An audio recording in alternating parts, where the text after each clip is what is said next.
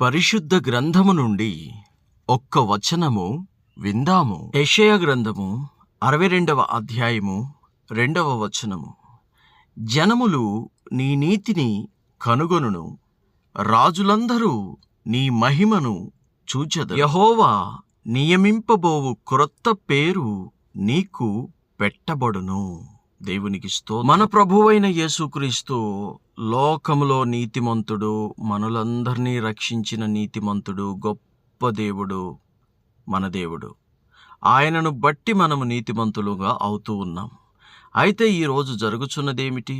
లోకములో ఉన్న ప్రజలందరూ కూడా ఆయనను నీతిమంతుడని తెలుసుకుంటున్నారు, రక్షకుడని తెలుసుకుంటున్నారు, ఆయన మహిమను చూస్తూ ఉన్నారు.